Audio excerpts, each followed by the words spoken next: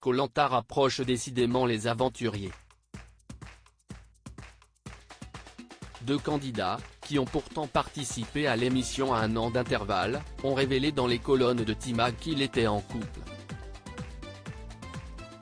Ils en ont dit plus au passage sur leur rencontre. Si Koh Lanta est loin d'être une émission de dating, le jeu de survie a pourtant permis à plusieurs couples de se former durant sa longue histoire.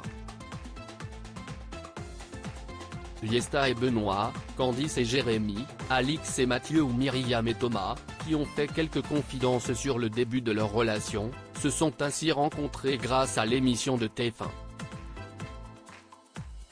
Dans les colonnes de T-Mag, deux anciens aventuriers emblématiques du programme ont officialisé, à leur tour, leur idylle. Elle est instantanément tombée amoureuse de moi. Colin avait participé à la dernière saison du jeu de survie, le Totem Maudit. À sa grande surprise, il avait été éliminé à l'issue du conseil, qui avait suivi la réunification des deux tribus.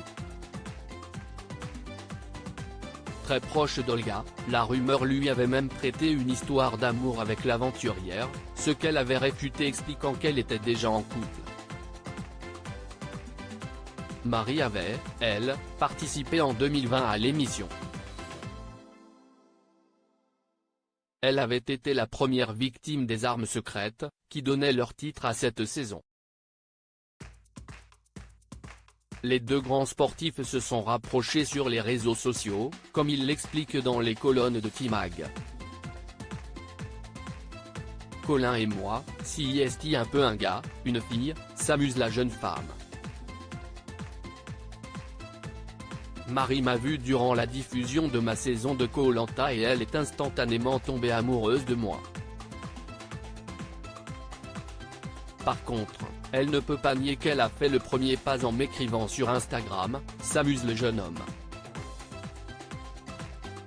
Marie précise, de son côté, pourquoi elle n'était pas en mode drague quand elle l'a contacté la première fois sur le réseau social.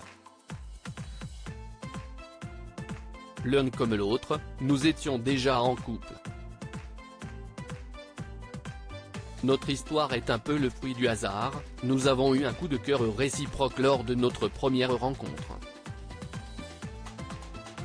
Cela nous est tombé dessus sans qu'on s'y attende, nous étions un peu perturbés et nous avons fini par mettre fin à notre précédente relation, note-t-elle ainsi.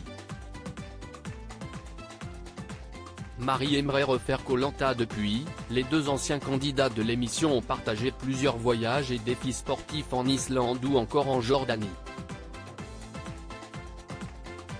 Mais nous avons voulu rester relativement discrets sur notre relation jusqu'à maintenant, précise Marie.